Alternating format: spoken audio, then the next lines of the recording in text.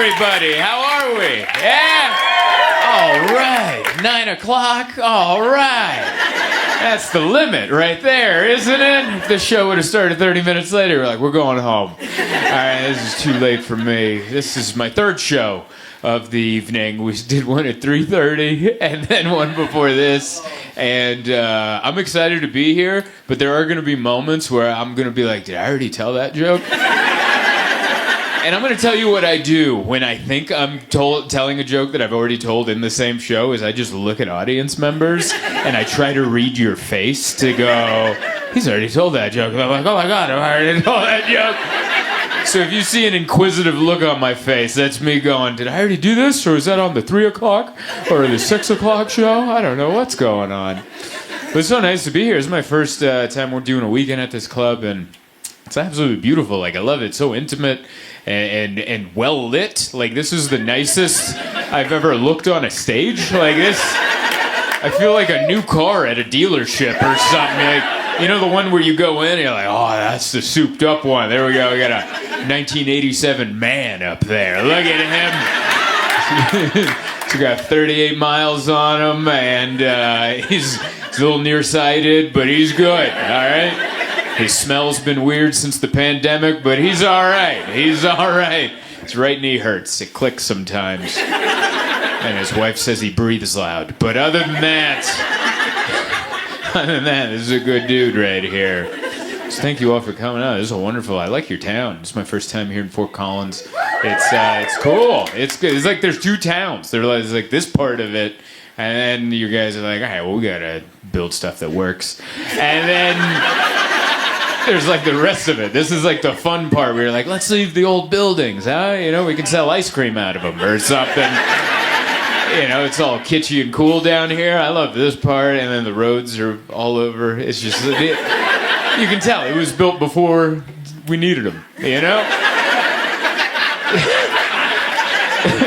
It was just kind of a choose your own adventure of where to put the roads, you know? It was just like two guys. Like one guy's like, I'm gonna start a road. Cool, I'm gonna start one too. Should we get together? Nah, let's just see what happens, man. We'll have weird intersections. Where 100 years from now, people will be like, can I make a left here? I don't know if I can make a left here. There's an island this thick in the middle of it. And you have to go in the middle to make an unprotected left, but you're like, I'm too far out here. Like, this is weird. This shouldn't be, but I love it. It's like old and modern at the same time. I like it. You guys try to be like, ooh, we're a big town. Like, you got to put a parking garage, but then you forgot to charge people. That's so funny. You forgot the arm. There's supposed to be an arm that comes down and goes, you must pay. And you're like, nah, they'll pay. I didn't. I just went in there. They're like, here's a QR code. And I'm like, well, do I have to? And then I started doing it. I'm like, well, let's just see what's out there. And then I went down. I'm like, we didn't have to. And then I just left, man. Sorry if anyone owns that garage, but I owe you $12 or however much. I don't know what it costs. It was very nice. It's been fun coming here with Josh. Josh went to college here 20 years ago, so he's just been crying. He's like, no, they closed the pickle barrel. He won't shut up. Dude, do you ever visit a town with a guy that used to live in that town, and they're just like, oh, that's where I used to get sandwiches, and we used to go to this strip club on the outskirts of town called the Hunt Club, and he looked it up. They closed the Hunt Club, and I'm like, come on, man, that was 20 years ago. And he's just, I'm listening to him be nostalgic and missing it, and that's just what happens, you know. He graduated from the college here. I never went to college, just to high school. And then I've been friends with Josh so long that I'm like, oh, I could have totally gone, you know. Like, I'm not calling him dumb. I'm just saying we're not that far apart. He's not like vastly smarter than me, and I don't think I'm smarter than him, but we're on the level, you know? You ever just like not do things because you're like, nah, I don't have what it takes, and then you meet someone that's doing the thing, and you're like, oh, I could have done it. I could have done the thing. I just didn't. I don't know. I gave up early. Like he got into computer science because his parents made him, and then that was his major. He got into computer science, and he was like, hey, he's telling me about it this week. He's like, so dumb. He's all coding. It was like a new language. Like this is never going to be worth anything. So he just dropped that. So he didn't get a degree in computer science, which could have helped. This many years later. And he instead got into like mathematics, and he did that for a while. By the way, what a fun way to say math, right? You ever hear someone say mathematics, and you're like, you don't need that second part. We knew what you were going to say. Math. And he dropped out of math because he's like, the math was hard. There was no numbers in it anymore. It wasn't the math I did in college, or in high school. It was like college. It was all letters. And I'm like, how are we supposed to get answers out of these? And so he dropped that, and that's when I related it to him the most, because I'm like, that was my high school math experience. I always sucked at math. I was never good at it. But it was easy in elementary school and middle school because it would just like go away after a while, you know? Like I remember in 5th grade, we're like, we're going to multiply fractions. And I'm like, I don't get it. This sucks. I don't get it. But then a couple weeks later, it just went away, you know? You just failed that quiz and then it never came up again. And you're like, hell yeah, maybe you'll learn the next thing, you know? Maybe the new one, you'll catch on to that. And that's how I made it through math. Elementary school, middle school, and then first year of high school was algebra.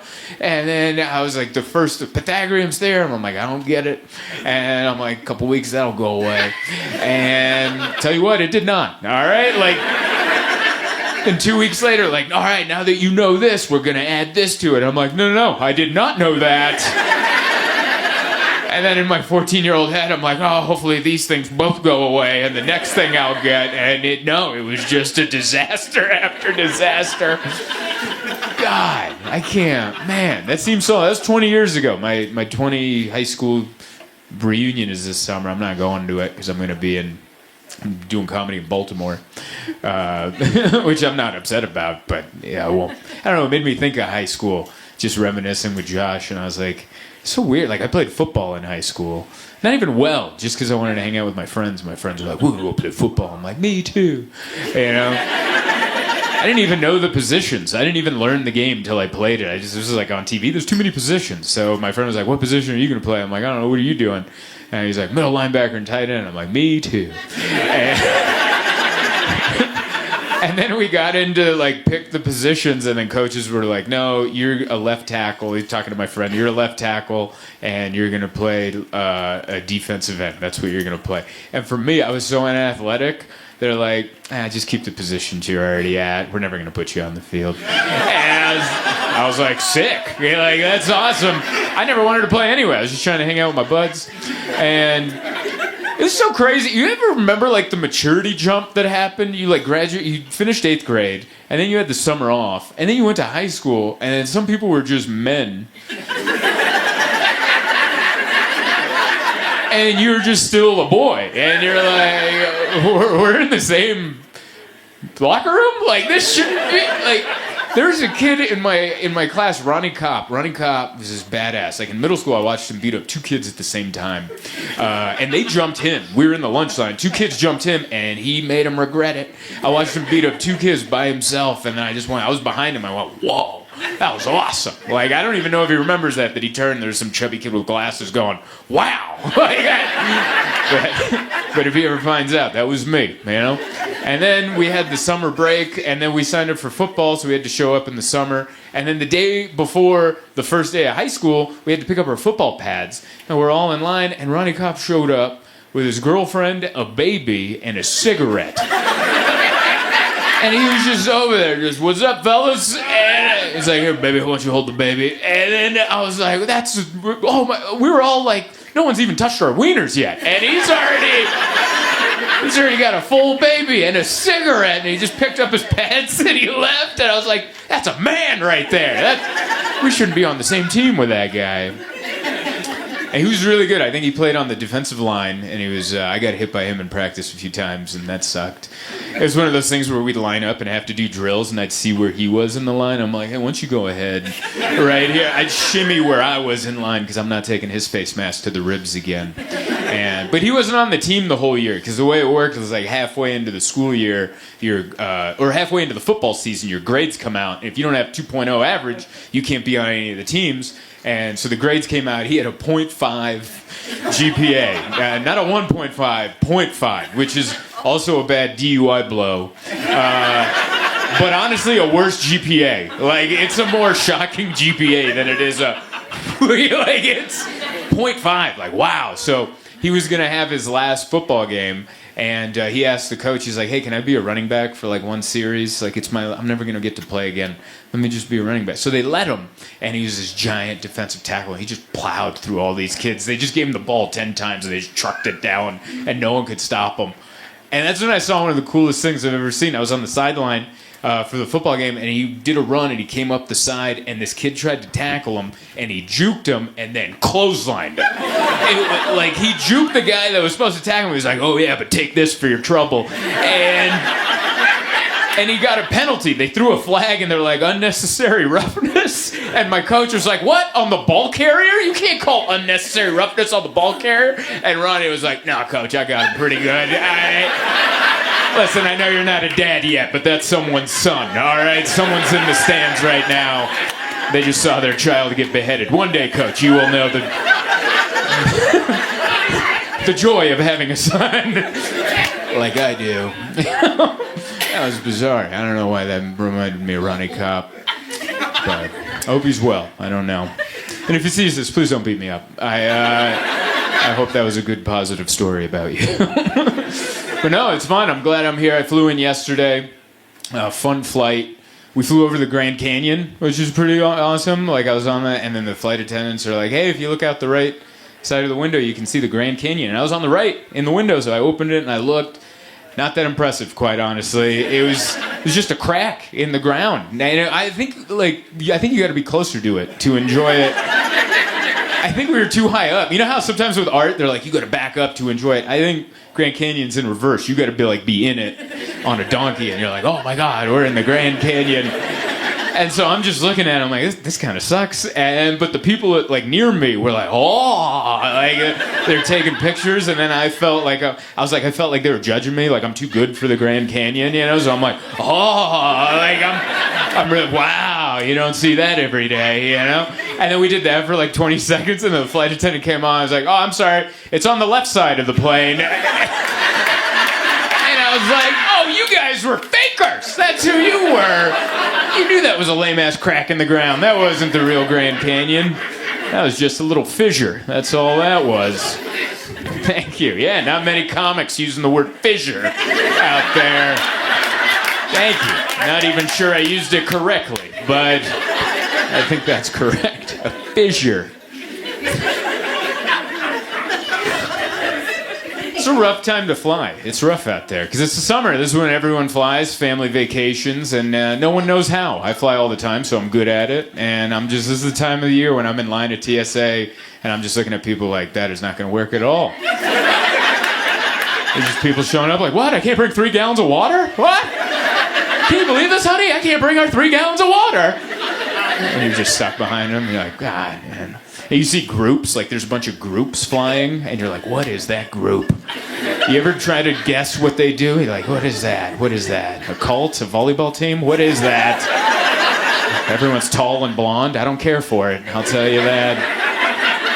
Like, we landed in Denver, and I was walking through, and there's just a group of, like, teenagers. I think there was, like, a religious group, because they're all, like, 16 to 18, but they look too innocent, you know? Like, you ever see, like, when they stay in the church, and they just, like, there's no... They have a lightness to them because they love the Lord, and I was like, I think they're in, because none of them were on their phones. They're all playing with like wooden toys, and I'm like, that's some sort of group, dude. I don't know what kind of group that is. That's some sort of. No one's on their phone. They're all playing ball in a cup. Like they're all. Like, I don't know. I don't trust it. It's a good laugh, sir. Hell yeah. Good mix. Are you injured? You're injured. You have a cast there. What is that? Are you okay? Carpal tunnel. You guys were fighting? Wow. Oh, man, poor Collins. Domestic violence. That's fun here. All right. I didn't know that. She was man, we were fighting. I love it. Is that, did you jack your wrist down? Yeah, it's carpal tunnel. Carpal tunnel, all right. I asked because the last show there's someone sitting right there and they had a cast, or they had crutches, and they're like, yeah, I stepped on a piece of metal and I have surgery coming up. And I was like, good Lord. He's like, yeah. And I gotta be honest with you, that's kind of been the attitude of everyone I've met in Fort Collins. Just kind of like, yeah, just kind of aloof, but there's like a delay. Do you know what I mean? Like there's like a millisecond delay where you're like, what's that? What was that right there? Like we showed up here early because I had a 3:00 show, so Josh and I had lunch across the street at the Penrose, and yeah, great restaurant, good food. The hostesses over there, there was like a delay. I don't know what it was. But there were nice girls that were working there, like, and we're like, table for two, and they're like, for two? And I was like, what was that? What's that? I was like, is everyone AI? Like, is everyone just processing for two? And everyone just had a delay on them, and I was like, I don't know what's going on. But yeah, everyone seems very outdoorsy out here. Like there's people. Everyone looks like a good hiker. There's a lot of people that are walking, and then it looks like they just quit. There's a lot of quitters out there. They don't look homeless. They just look like they sat down. Like, let's just regroup our thoughts. They just spread all their stuff out. I can't tell if they need help or they're waiting for a bus. Like I don't know. It's a real. You can do what you want here, and I really like that. Yeah, I landed. It was kind of scary. As soon as I landed, I got a text from my mom, and the text just read, "I hope your house safe from the fire." That's all she said. And my mom's Hungarian. That's why I put the accent on that. In case you're like, what was that? Is that how his phone reads his text to him? Like, is that the narration he chose? No, my mom's Hungarian. So am I, but she's it, you know? Like she sounds it. And I was like, oh my God, is my house on fire? What do you mean? I told her I just landed in Denver. What the hell's going on? And she didn't respond. So I'm just stuck. I'm stuck on the tarmac, and I'm trying to Google fires in San Diego, but there's something about being in a plane on the tarmac. There's no cell reception. It'll say 5Gs. There's no Gs, all right? There's nothing. You can't send a text. You can't do nothing. And then finally, as I'm getting off the plane, she texts me. She goes, never mind. It's pretty far away. And I was like, why wouldn't you look it up first? My mom does that to me all the time. She'll send me a weird text that just like messes me up. Like one time I was about to do a show, and as I'm being introduced, I get a picture of a family friend of ours like in a hospital bed holding a brand new baby, and the text underneath wrote, Marika's baby just burned. And as I was like, what? They're like, everybody, Zoltan Kaszas. And I'm like, all right, we'll find that out later. And it was hard because I looked at it really quick, and I'm like, burned, and then I looked at the baby, and it's a newborn, so it could go either way. Like, have you ever seen a newborn baby? If someone was like, it was burned, and they did a real quick one, you're like, oh my God, was it? It was like red and white. It was like a weird mix. You can't tell. And then I got off, once the show was done, I looked, and no, she was trying to say, Marika's baby just borned. That's what she wanted to say. So afterwards, I texted her back, I'm like, did you mean burned or borned? And that's how I found out, borned, not a word. Because my phone auto-corrected my borned to burned, so I texted her, did you mean burned or burned? And she texted me back, oh, Zoli, your English terrible. It's so bad. And I was like, damn it, Mom. Just get on my page, dude. It's crazy. But yeah, it's fun to be out here. I had a good week. I went to the doctor. That was cool. Got my first checkup in, 20 years or something. You ever not go to the doctor for a long time, and then they're like, are you due for anything? And I'm like, I think everything. My doctor asked me, when was the last time you had a tetanus shot? And I was like, when do they give that out? And he's like, usually when you're a kid. And I'm like, I'm going to say then. I don't think I've had one then. And then somehow she looked it up. She's like, yeah, your last tetanus shot was 1998. And I was like, yeah, I was in the 6th grade. Yeah, I was entering the 6th grade. And she's like, you want another one? I'm like, yeah, I should probably take another one of those. Because you never know. Some people are stepping on shards of metal out here. You want to be protected, you know. It's so weird. I really want, because my wife worries. She's a worrier about health and stuff. She's like, I want you to go. You know, you're 38. It's not old, but it's time to go and get things checked out. And I went, and we haven't gotten any of the results from my blood work yet. We got to wait. So she came back. I came back, and she's like, "What'd they say? Like, how is everything?" I'm like, "We got to wait for the blood work." She's like, "Yeah, but what'd they say about like your blood pressure or something?" And I'm like, "They just said it was fine. Like, they didn't say good or bad. He kind of just went, I'll take it." And I'm like, "That's not a medical term, dude. I need something to tell my wife. Like, what am I? Is she still allowed to put salt in it, or does she have to cut the salt out? All right." My wife has to cook. My wife loves to cook. She needs to know if she's killing me or if it's still seasoning. I can't just go, "Oh, he said I'll take it." That's what he said. Yeah, it's hard. You know. That is one of the challenges. My wife is Persian, so she cooks a lot of really good Persian food, but she uses all the spices. Like, every chicken is just covered in turmeric. Everything. And it's delicious, but I have a white stomach. All right, I have a white stomach. So afterwards, she's like, "Oh, damn it," and I'm like, "Yeah, quit dusting up all the chicken, all right? I haven't seen white chicken in 5 years. Like, just give me some white salt and pepper chicken, and I won't stink you out of the bedroom every evening." And she's like, "You need to get a handle on that." I'm like, "You need to get a handle on that. You're just dusting it up. Everything's got some dust on it, you know." I love my wife, but I love annoying her, and I think she loves annoying me. I think that's the joy of marriage. You ever do something that you know they hate, and you're like, yeah. And you know it. You know that they hate it, and you're like, I'm going to do it. Because they do stuff that you know. Like, my wife hates it when I breathe. She hates it. There's like a position, when I'm in bed watching TV, if like the pillow's doing this, I don't hear it. It's here and this is here. I'm good. I'm here. I don't need the subtitles. I hear what's going on. And she's just be like, "You're just gonna breathe like that, huh?" And I'm like what? I'm just living. I don't know what to tell you. But she annoys me. She annoys me too. She always asks to, like, when we go out to eat, she wants some of my food. Which I don't have a problem with. Like, most of it, I'm like, "Here, try, have some. Go halves, I don't care." But I don't like sharing handheld foods with her, because she doesn't know how to eat them. Like if I have a sandwich or a burger, she'll take a bite, and then she'll be like, "Oh, here you go." And it's just... She takes, like, the worst structural bite you could take on a sandwich, and I just get back a salad. And I'm like...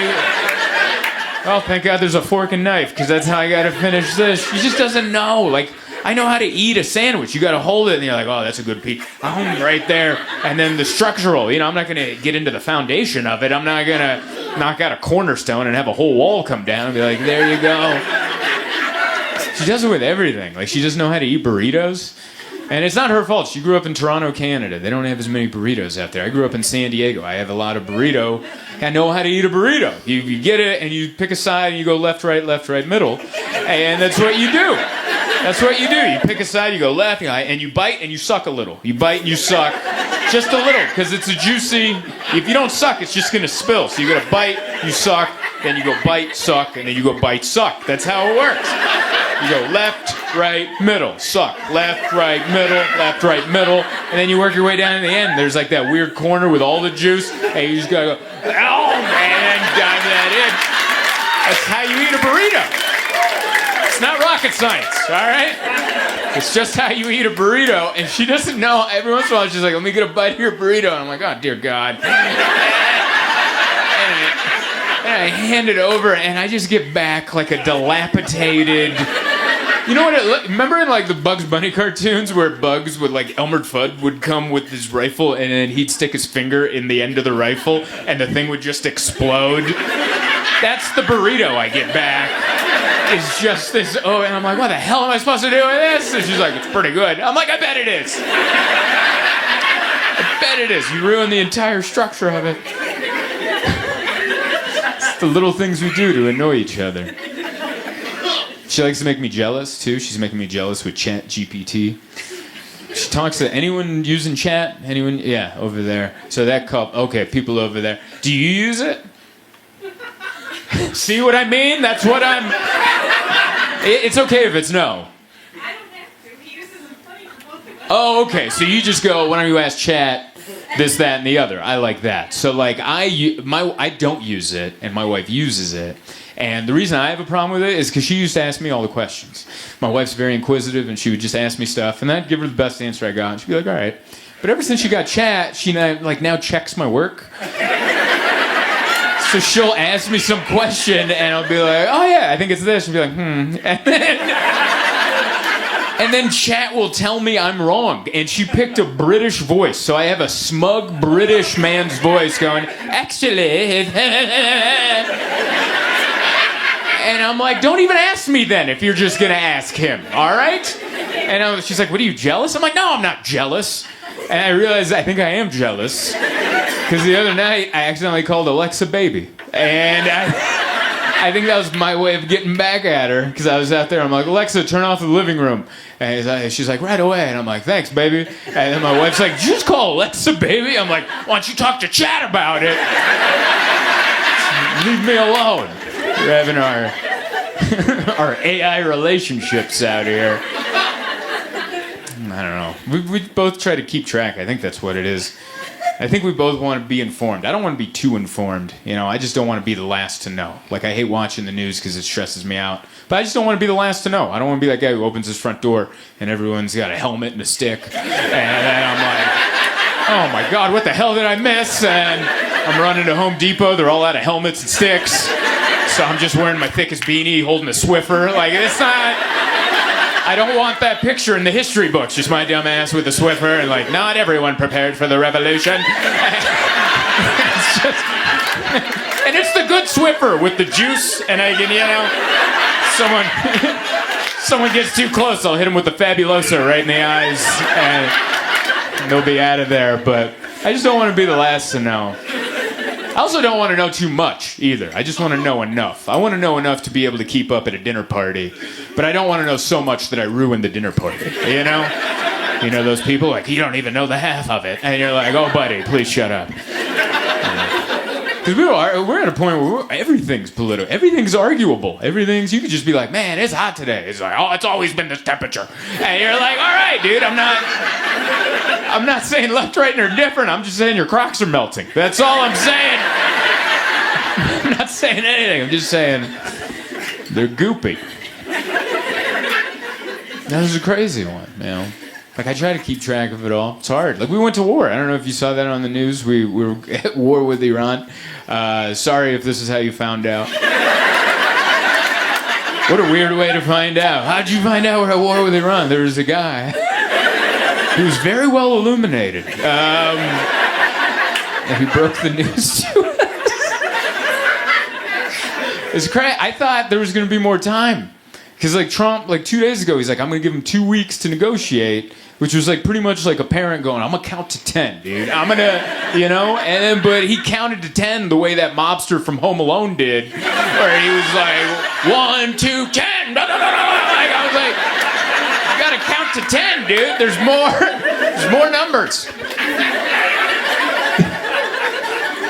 So I've just been watching that. I've been watching that lead up on the news, and they tell you so much. They tell you way too much stuff on the news. They're like, yeah, we're going to bomb them there. And we got these B-52 bomber. And I'm like, shut up, dude. You know?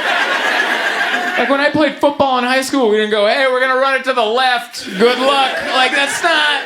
Why don't you shut up a little bit? You turn on the news, they'll tell you everything. Yeah, we got B-52 bombers, and we got these bunker buster bombs, and their nuclear sites are right here, here, and here. And we're going to fly right over, and brr, and like, shut up.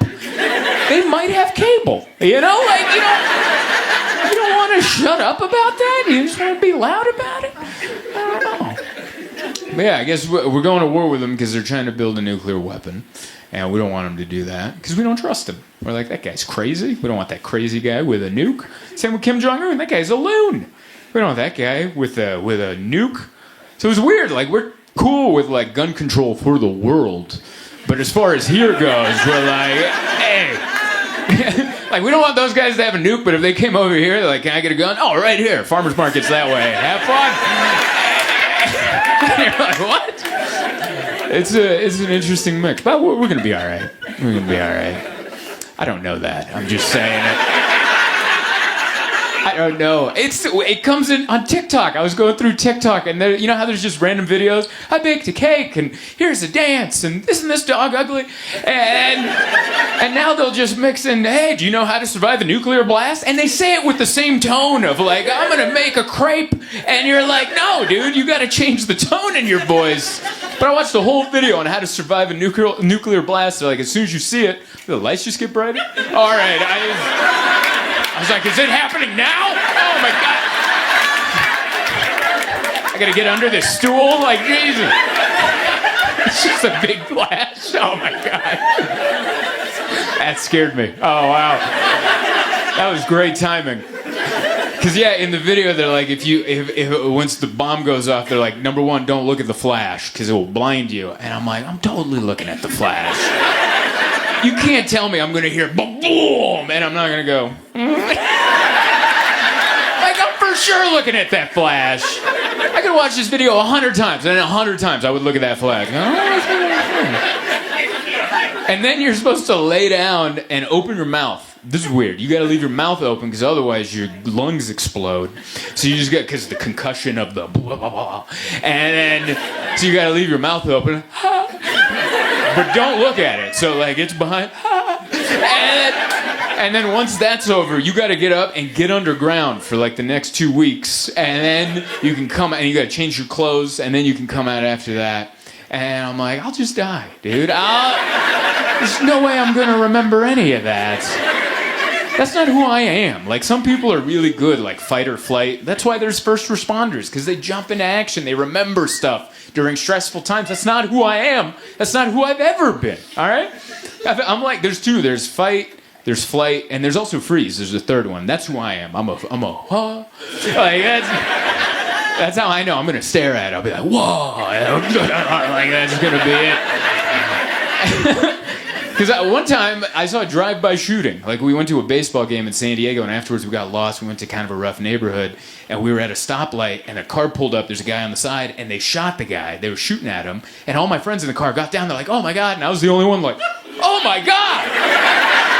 Like, I made myself naturally. Didn't think about it. Just the biggest. I saw everything. That guy doesn't survive stuff, all right? That guy's the first to go. So, who knows what's going to happen. But yeah, that's fine. I'm not a first responder. I'm like, I'm later. I'm like a fifth.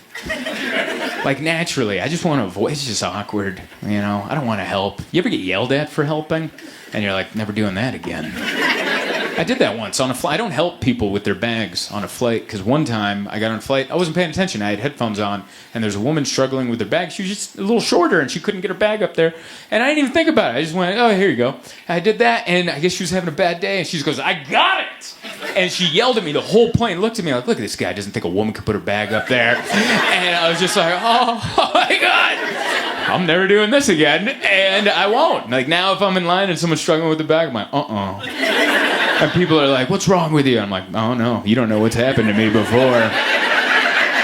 I'm never helping anyone ever again. It's like a mixture of social anxiety, I think, that prevents me from being a first responder too. Like, I'm going to tell you a story, and I don't want you to judge me, but you might. We were in Boise, Idaho, and my wife and I were together. We were walking down the street, and like 2 blocks ahead of us, downtown Boise, there's like a homeless man that fell out of his wheelchair, and there's another homeless person there. Like, what? Like, I just saw the pantomime probably saying, "What are you doing out of your wheelchair?"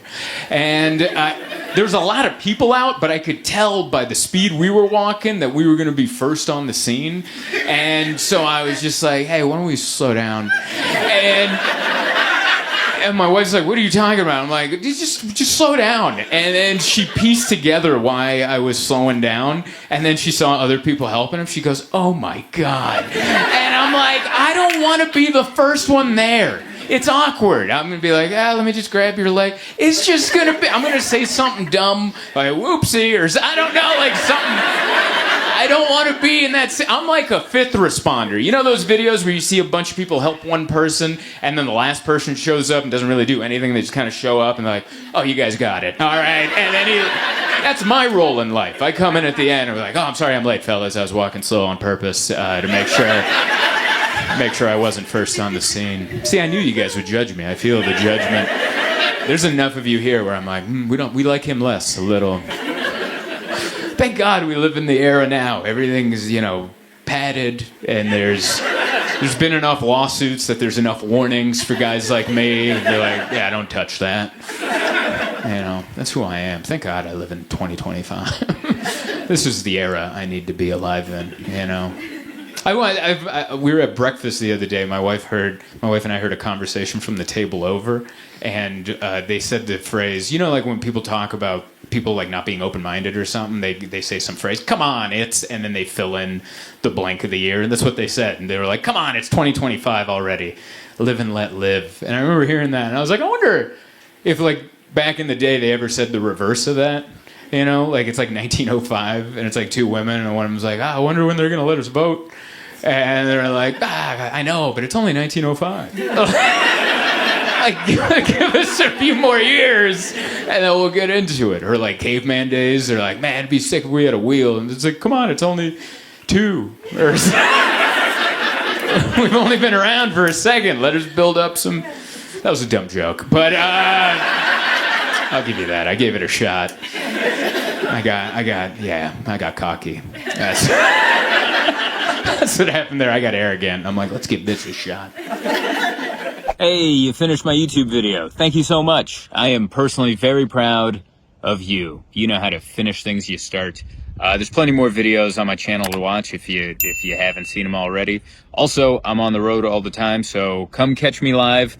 Go to zoltancomedy.com to see my tour schedule. You can buy tickets through there. And only buy tickets through my website, because there's scammers now that are upcharging people for tickets that aren't even good, that won't even get you in. Complete ripoffs. So only go to zoltancomedy.com. And thank you so much for watching my videos. One more time for Brian. Make it loud for him. What is up? Hello. We're here. Did you come back? Did I meet you last night? Oh, man. All right. Didn't you give me a business card? Did you? Was your last name Kaszas? No, that was another guy. I got so many business cards yesterday. That's the Calgary hello. Hello, I'm a respected business individual here.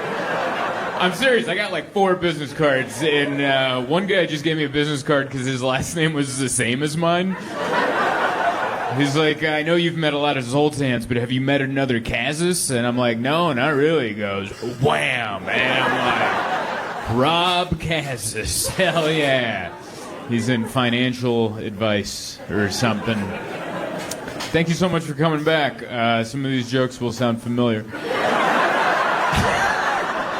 Just a heads up. I'll do my best to mix it up, but I'm not a damn magician, all right? I didn't do that much today, okay? There's not much to talk about. I don't have a car. I'm stranded here, all right? Like, there's... What did you want me to do? Go to Enterprise? Where do I go?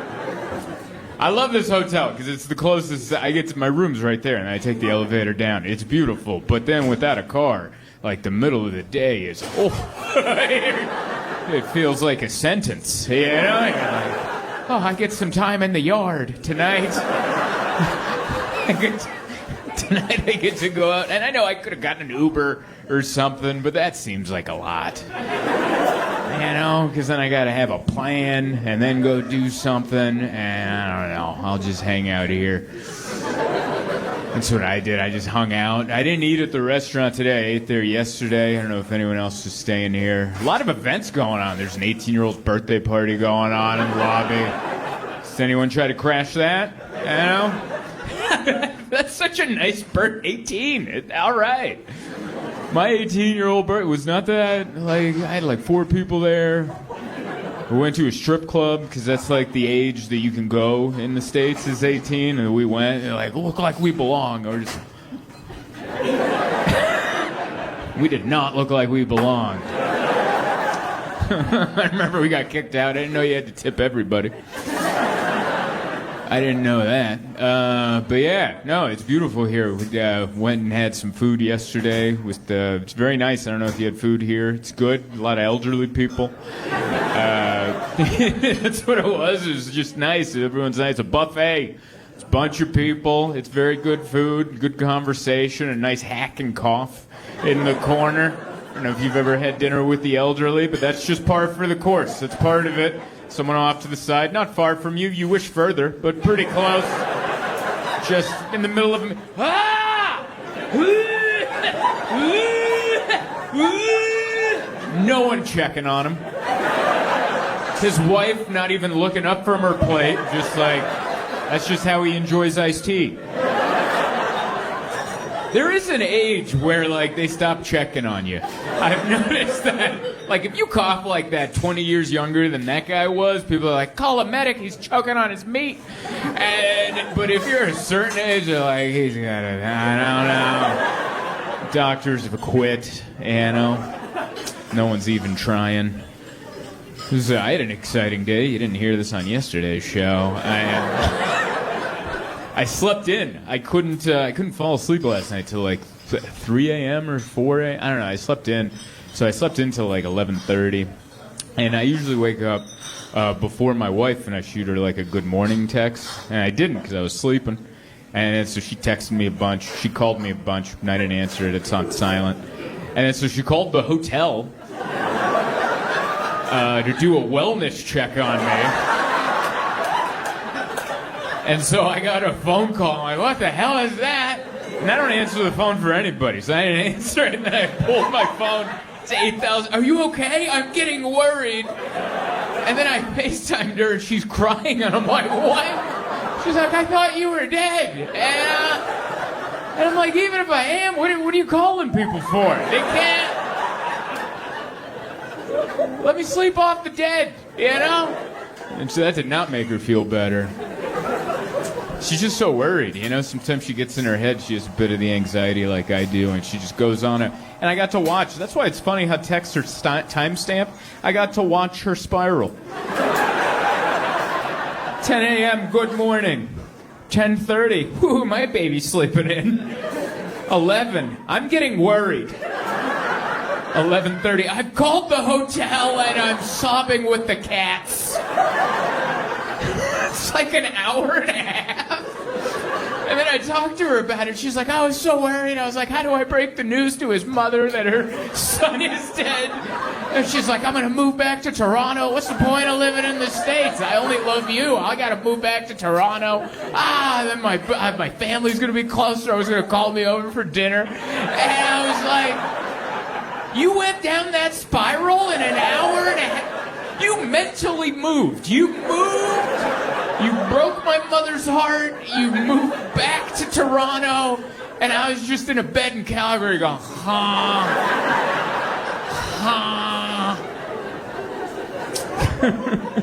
She just loves me, that's all. I used to have a joke, and it always stuck with her. I had a joke, I don't know, in 2019. It's on an old special where I was like, comedians die in hotel rooms. That's what we do. And then not long after that, Bob Saget died in his hotel room. And I'm not saying I did it. I'm just saying he also wasn't the first one. That's just what the reason we die there is. We do this for a living. We get older, and then and we happen to be working to play, and then and then that room's haunted. Look, like I don't know. That's how it works, but it's always been in her head, and she's like, I remember Bob Saget. And I was like, I'm fine. I'm doing all right. But it's nice to know I'm loved, you know? There's a time in my life when I was single, and I'd sleep until 3 in the afternoon, and no one called me. And now that I think about it, man, when I was single, I wonder how many days I'd be dead till someone found out.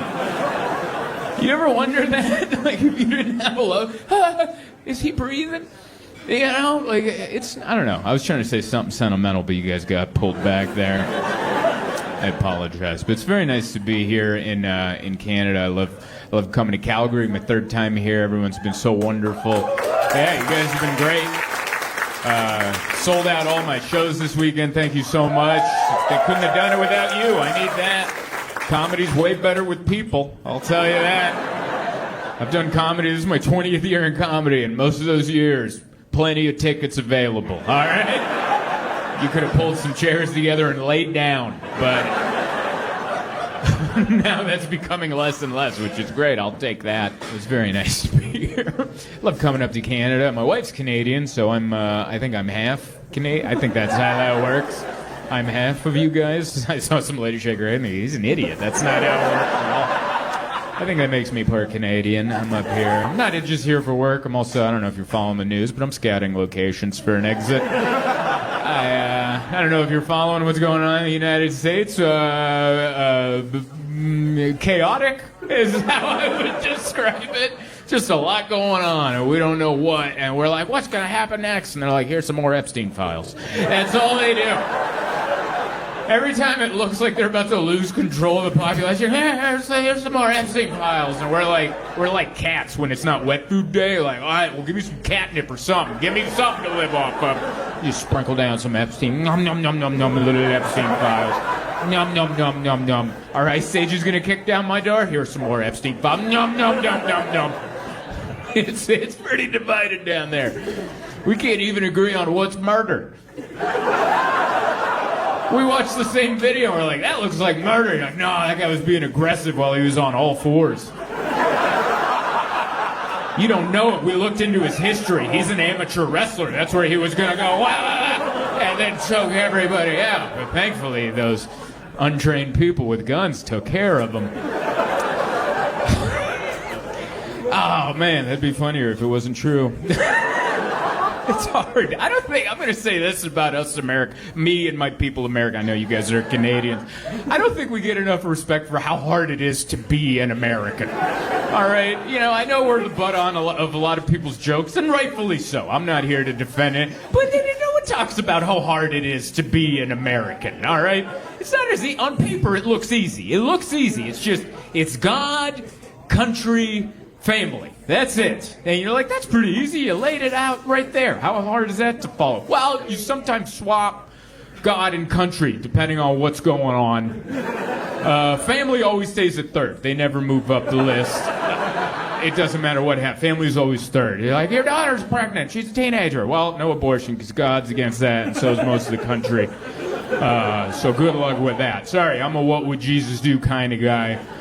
It's like, well, what about mass deportation? You're like, damn it. All right, today it's country, God, and family. We got to swap that. And you're like, oh, well, what about your immigrant stepfather's pregnant? What are you going to do about him? And you're like, I don't know. Like, it's hard. No one ever talks about it. Being an American every day is playing Tetris with your morals. Just trying to figure out, are we God today or are we country? What are we doing first? It's never, when's it family? Never. That's when it is. Keep talking. I'll put guns third and you fourth.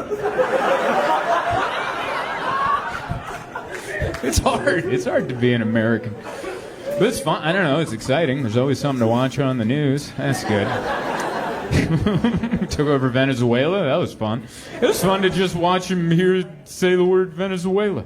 I love it when he says multiple syllable words. Because it always sounds like he's saying them for the very first time out loud. Like he's reading them in the back and they're like, do you want to practice, Mr. President? No, I'm just going to hit it out there. Venezuela. Are you teaching people to say it? Venezuela. There's words I'm excited to hear him say. I saw on the news we have an armada in that's how they describe the Navy ships that we sent to Iran, and I'm like, God, I want to hear him say that out loud. We have a wonderful armada. I love the syllables he chooses to enunciate. It's fun. But yeah, it's scary. We took over Venezuela. It helped people because there's a bunch of Venezuelans that didn't like that dictator president. We just picked him out of the sky and dropped him over here. I don't know if you guys ever played SimCity growing up, but I used to do that. Roller Coaster Tycoon. You're in the pond now. How do you like that? That's how they picked up the president of Venezuela. I'm sleeping. No, you're over here now. And we're like, oh, that's good. We got the people of Venezuela are liberated. And then they're like, they also have a lot of oil. And I was like, oh, and they showed a graphic on TV of the countries with the biggest oil reserves. Like, I never looked into that. I just assumed it was the Middle East. I thought that's where all the oil comes from. No, they're like, Saudi Arabia's like 4th or 5th. It was like, number 1 was Venezuela. Number 2, you guys. How the hell did you let that cat out of the bag? Dude, that's why he was talking all that 51st state stuff. Canada would love to be the 51st state. You guys are like, no! If he ever starts talking about liberating you from the moose or whatever, you guys... just be ready. Been watching boxing in the back. There's a big boxing fight going on. I was watching that. I don't know if you guys were watching the fights earlier, but there was a guy with a wig.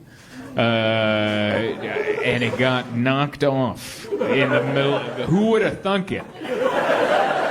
This guy got hit and they missed and it went cling and it just peeled it right up. And he was just flapping like an open can of tomato soup. Just, bring it on. Why are you laughing? We're supposed to be fighting. Madison Square Garden, big arena.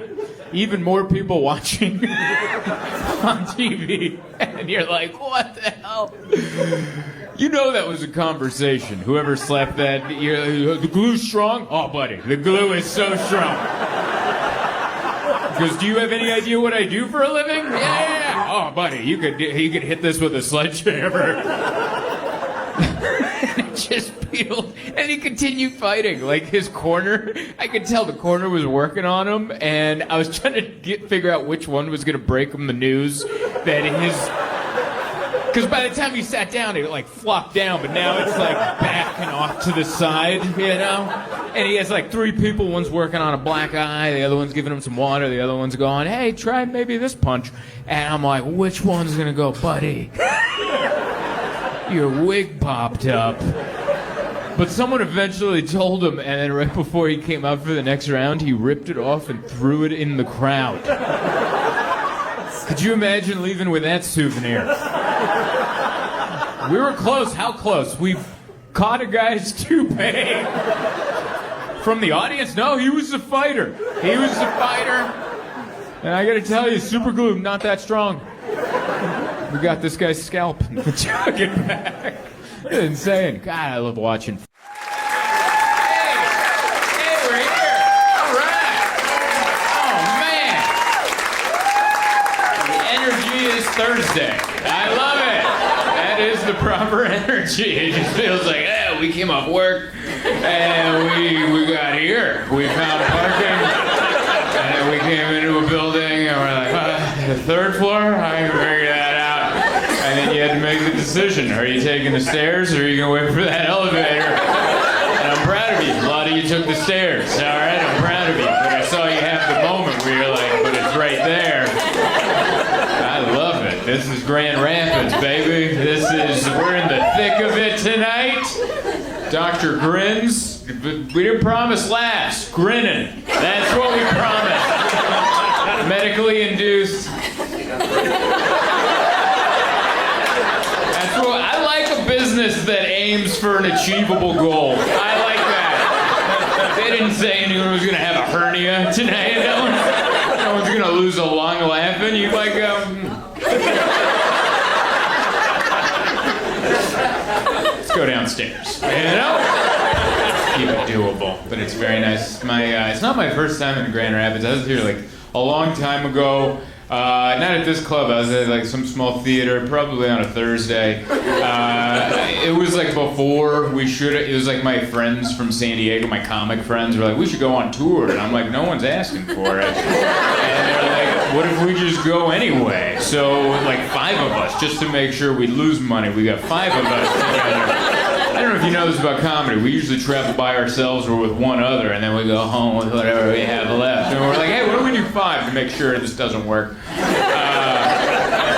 of us flew out to Michigan, rented a van. One of us was dumb enough to buy a branded car magnet that we had a name for the tour. I forgot what it was, like Bad Business Plan Comedy Tour. I don't remember what it was. and we slapped car magnets on the side of this rental van. And after an hour of driving, we stopped to pee, and one of the magnets had already flown off.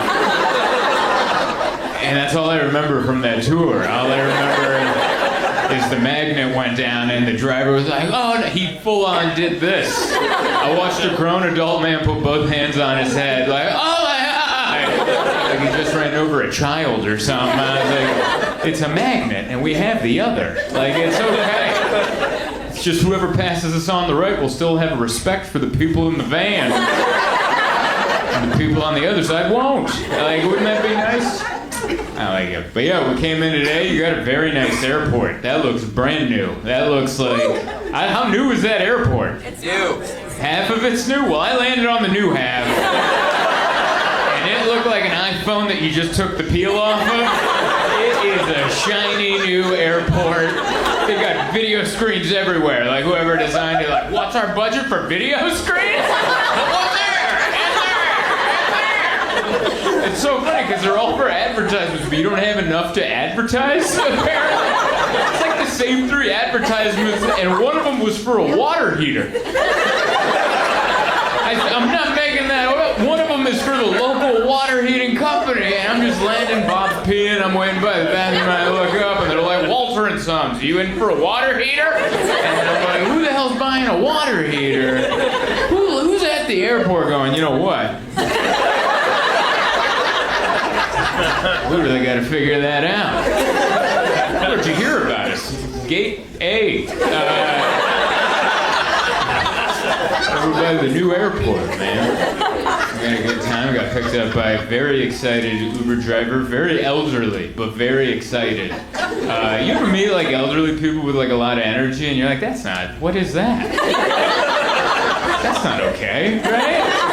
Like elderly, and hey! Like he yelled, "I'm Kenneth!" from the car through his open window. His window is open. He's like a Chevy Equinox. "I'm Kenneth!" And I'm like, well, it's too late. Let's get in. And that's how the conversation went. He just talked the entire way, made a lot of lane changes without looking. Like, I don't know that he didn't look, but I also didn't see a lot of this action. Grand Rapids is great! And I'm just like, oh boy. Ever been on one of those Uber rides where you're like, well, if we die, we can't be surprised, you know? That's always my biggest fear, is getting into an accident in an Uber, because I'm in the back, I'm probably going to survive, and then that guy's probably going to die, and now I'm back there. How awkward, right? How awkward is, oh my God!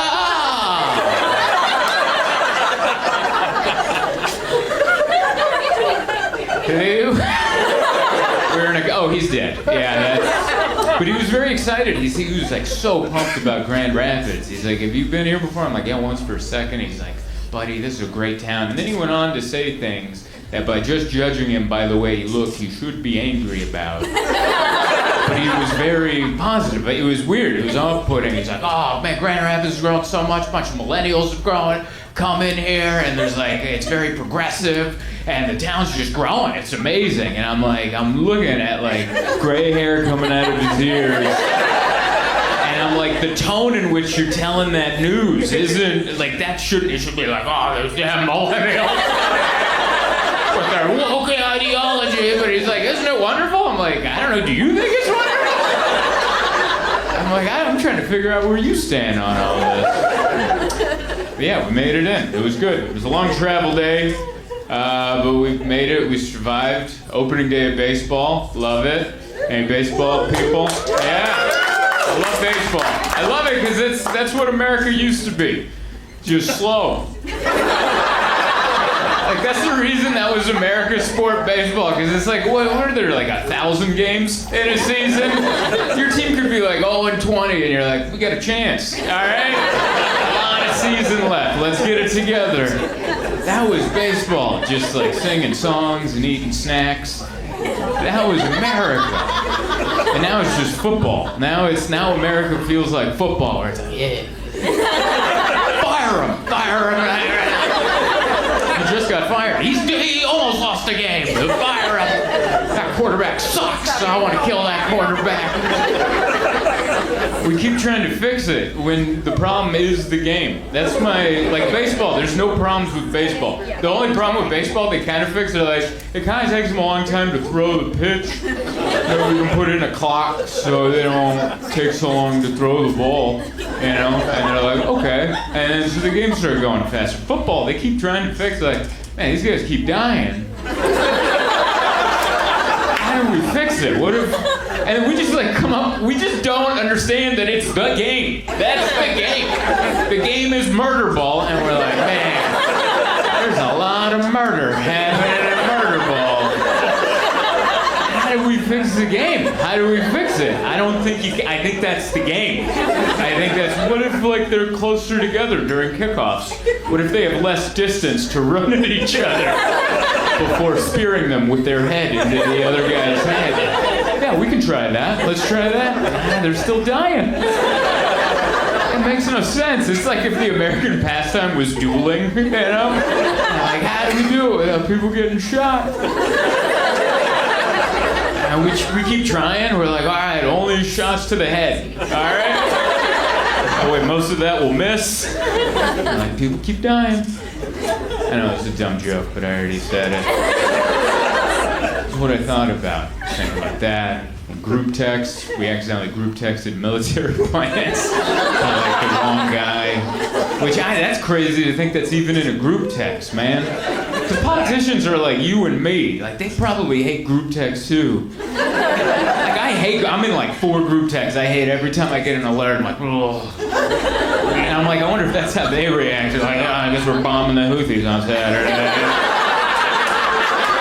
That's how I react to every group text I've ever got.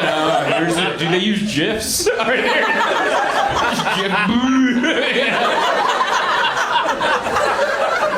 he's hilarious. In the group text, he's funny, but in person, I'll tell you what, dry as dry can be. God, I hate group text, man. I can't imagine if it was an important one, Because, you have one of those, and it's like, oh, the Houthis, that's important. And then you get your other group text, are we still meeting at 5?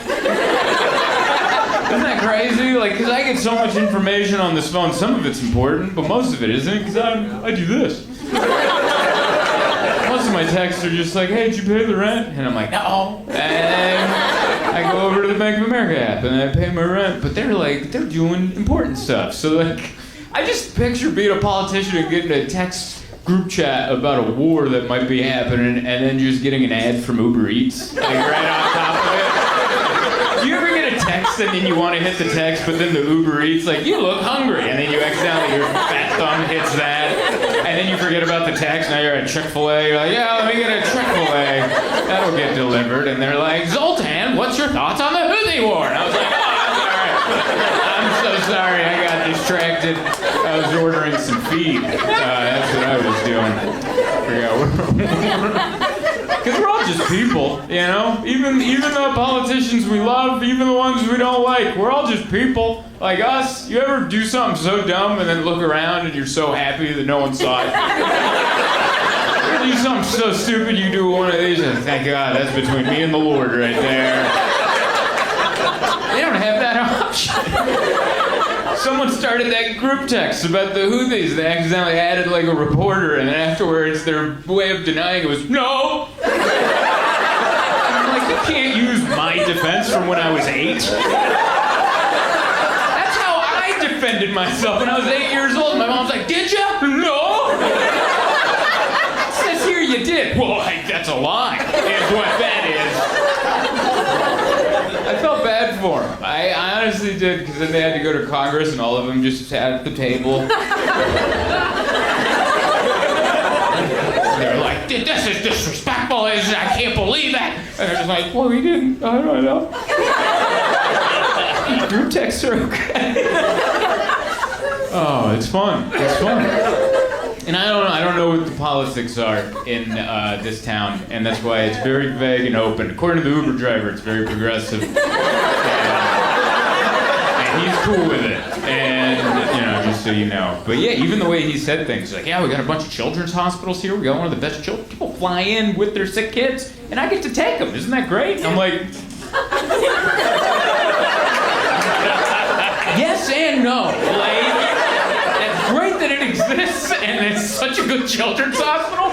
You have the wrong demeanor for the information you gave. You ever meet people like that? I got a buddy like that. My manager, he's like an extreme sports guy. He broke his back snowboarding, and he told me on the phone, he's like, I'm in the hospital, I can't move my neck. But he was telling me with the energy that I would tell you what I had for dinner last night. Like, let's say I went to a nice restaurant, it was a good steak, and I was like, man, that steak was amazing. He said my back's broken with the, vertebrae's 4 and 5, she's gone, man. Wow, you know? And I'm like, why is your delivery wrong? Or this thing you're saying. These are the things I think about. I'm sorry. I ate a chicken sandwich before I came up here. I was very hungry. I don't know if you got the chicken sandwich. It's a fried chicken sandwich, and it's fried. It's some places are like, we fried it, and these people are like, we did it twice just to make sure. And I ate it all because I made it better for me. I love that. Are you from here? Local? Yeah. Grew up here? No? Where are you from? Chicago. And then you came out here to buy a house? Oh, you came for school and stayed. Love that. What did you do for school? I went to automotive school and then coached volleyball. That's a good mix right there. I don't know if you guys heard that. He went to automotive school, coached volleyball, and I got to tell you, you look like both of those things. I've never seen that before. You totally nailed both looks. I can see you with spark plugs just going, yeah, you gotta put it on the back of your head a little, get some head grease in there. That might be light bulbs. That I just did. Remember when I said you ever say something dumb and then you look around and hear, there's a lot of people in this attic that heard, yeah, you look like you do both of those things. That's so cool. Came from Chicago. That's one of my favorite cities. I like it. I like Michigan too. I've been out to Michigan. You guys are very white. Because there's a pigment level of white that I feel like Michigan hits, where it's like I used to work cruise ships and I would see this level of white on the cruise ship, and it almost felt like it was ordered by a doctor. You know, it was like, listen, we got to get some vitamin D, and we're sending you to the Bahamas. All right, just get down there and soak it up, and it's good. I like it. I also like how the laughter dies down. Like, when it's over, it's really over. I like that. I also like this room. It is jam-packed. It can't be the capacity. Like, just come in here. I don't know. What did this building used to be? The Bob. Did it used to be something? It was always the Bob. It was always the Bob? This wasn't like a mill or something? Back in the day, they're always just like... Big old building. No, I got the acronym. I got that. That was the first. That's on the website. Welcome to the B.O.B. Big old building. It's like a joke written by the town dad. And people get it, but they still feel the need to be like, big old building, by the way. Which, by the way, I love dad jokes, all right? Quit picking on dads for underlining the punchline. Let them underline a punchline every now and then. I love dad jokes. Like every time I'm boarding a flight and I'm on the jetway, one time I was with my wife and the dude with the earmuffs comes from downstairs and he came up and I was like, he just came up from checking the oil. You know, just a fun little, she didn't laugh either. But those are fun little dad jokes that I enjoy. I like the laughs in this room because they are there, and then there's just a little top layer of judgment, and I like it. It is. Do you feel it? You know, it's like someone just lacquered their deck, and they're like, "Is it nice?" I'm like, a little slippery, but it's here. What did you say? No GR. No GR? No. No GR all the way. I like how you're using code like I live here. No GR. What, Grand Rapids? Yes. No GR. Go. Cole? Go GR. Oh, I see. All right, now I get it. All right. Go Grand Rapids, which means you guys have a little judgment. I like it. I feel like that's all of this part of the country, like Wisconsin, Minneapolis, like all these states up here. You guys are like, welcome. There's a little, you know what I mean? Oh no, the more the merrier. It's a little, I'm like, what's that?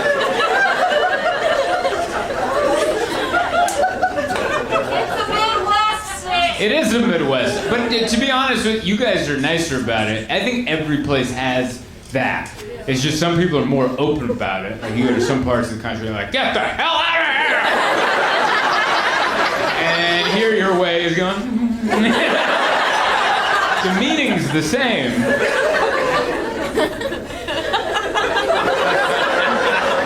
We're all that way. I don't like it. Like I live in Southern California. You know who we don't like?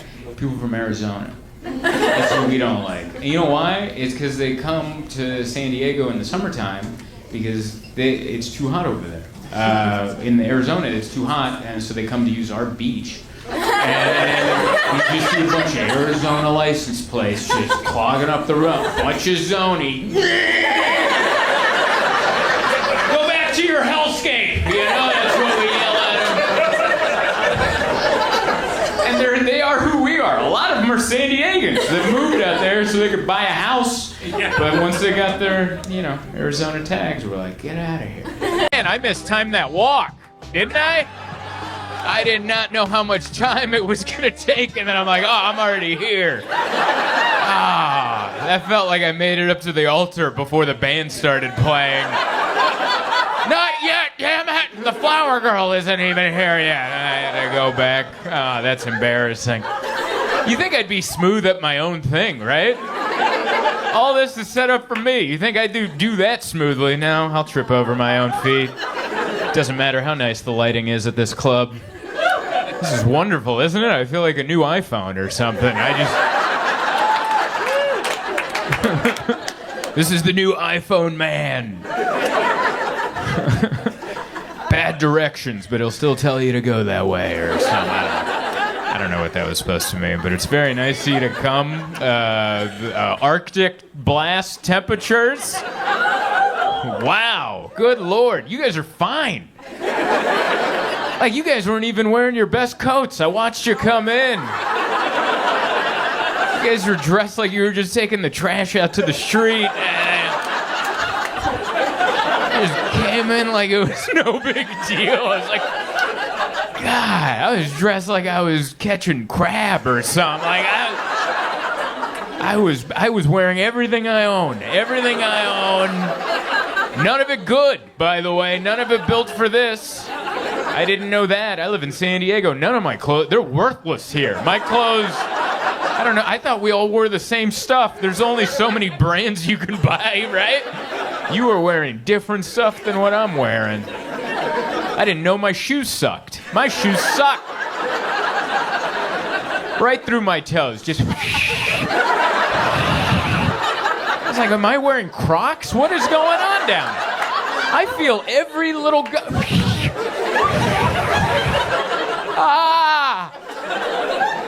That was awful. There was crunching. I heard crunch.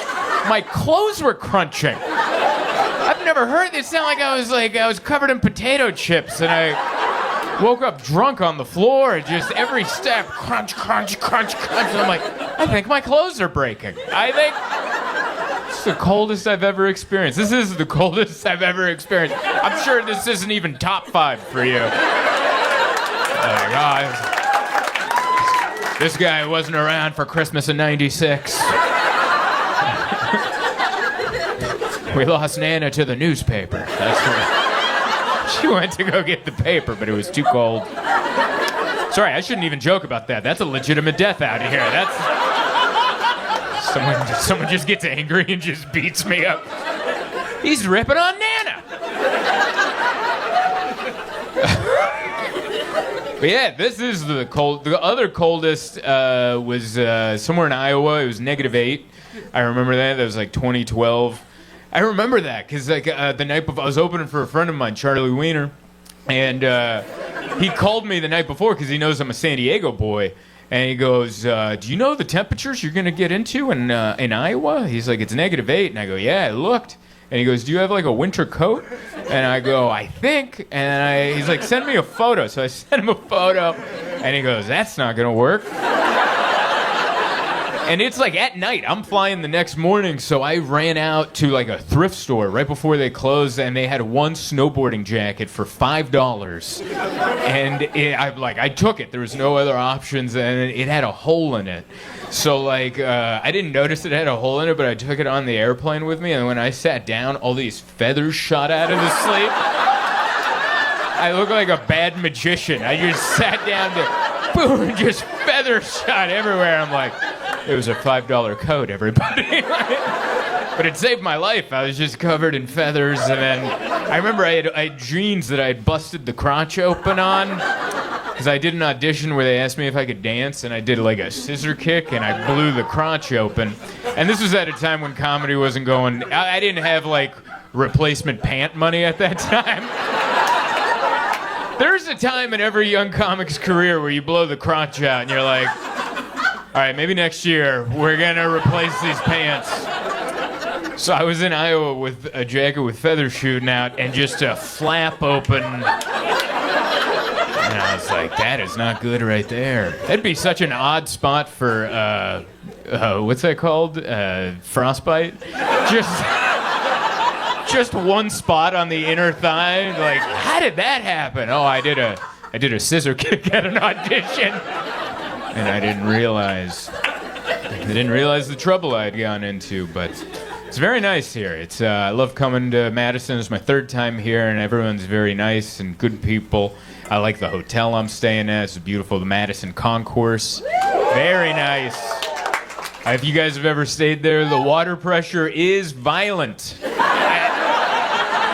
That is the meanest. Dude, it is a fire hose. I'm like, am I protesting? What are we doing here? It is pain, like it's on, and I'm like, it's one of those showers you get in like this, and then you're just like, yes, so you can't go front in. There's too many sensitive areas here. You gotta back into the shower and just quick baptism and the bidet shot, and then you're out of there. You're like, I gotta get to my show. It is pain. What happened? Why? Why that kind of water pressure? That must have been a 1-star review. That had to have been. That water pressure feels like a vendetta. Like it feels. I think someone left a 1-star review like 6 months or a year ago, and they're like, the water pressure was a joke. And the manager read that, and he's like, get me Jeff. And Jeff comes by, crank it up to 11, but you can't handle it, sir. I don't know why he has an accent, but that's fun to think of a maintenance man in Wisconsin. The boilers can't handle the pressure. I said crank it to 11, damn it. And now the rest of us at the Madison Concourse.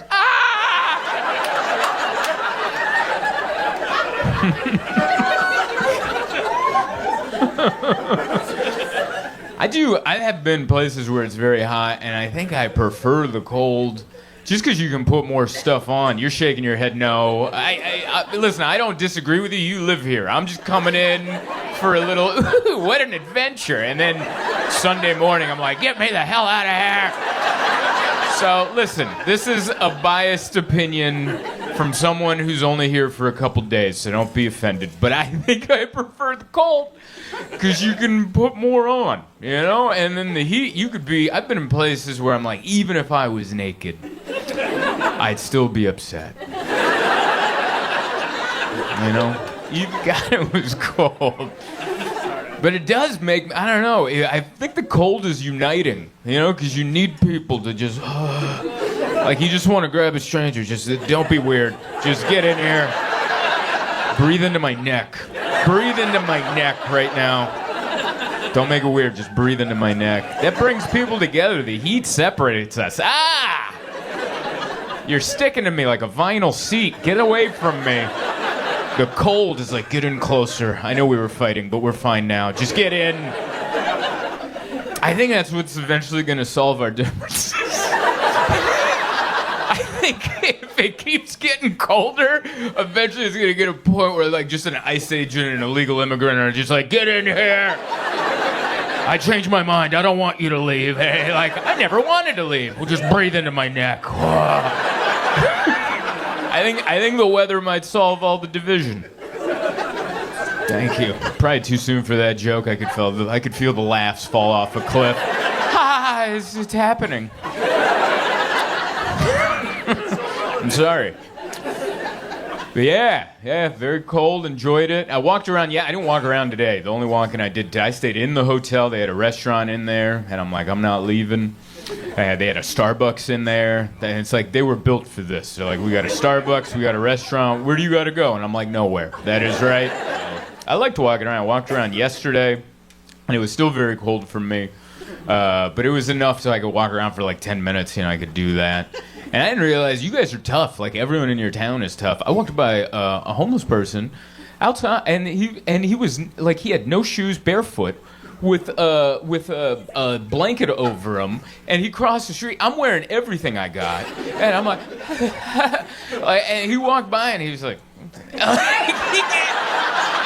gave me a look, and I'm like, oh, all right, like he's right. I don't have what it takes, I walked around for 10 minutes, and I had to go into a coffee shop to warm up. I went into Michelangelo's over there. It's nice. Yeah, I liked it. Everyone's nice. And that's tough. That's a tough acclimation to go out from the cold, and then you come in, and everything just starts flowing. I just started crying. I had a snot bubble. I'm drooling into my mustache. And the barista knew. She's like, I'll give you a minute. And I'm like, yeah. Sorry, let my face drain. I gotta let my face drain before I order my sandwich. But I like everyone. Everyone's nice here. I know you guys hear it all the time, but like some of the nicest people are in Wisconsin. Like, even your young people are nice. That's where you can tell. Because like, I travel a lot, and like older people, like people my age and up, everyone seems to be somewhat friendly no matter where I travel. But there's like a new crop of young people where like you go and order something and they just stare at you. They just...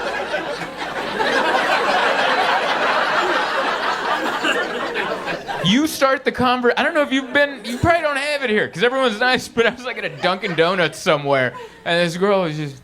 And I'm weird too. So now it's just two of us going.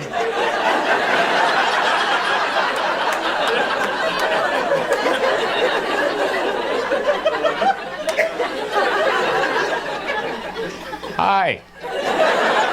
And it was a very sheepish hi that I gave because I didn't know if I'd done something. She was looking at me like I showed up to like a high school party and I was too old to be there or something. And I'm like, no, this is a Dunkin' Donuts. This is open to everybody. And I was like, can I get a small midnight roast? And she's just, can I also get a sandwich?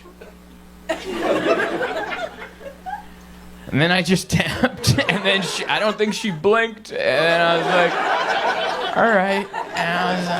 And I don't want to be one of those people like that age, and then they're like, back in my day, we had customer service. When someone would come in, we're like, can I take your coat? Can I clean your boot with my tongue? Can I fluff your pillow? I'm not saying that, but we had to like try a little.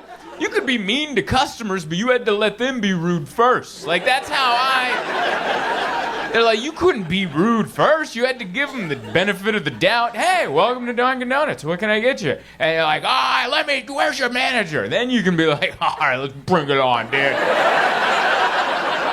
But it's like, we're not even getting to that part. What's with the judgment?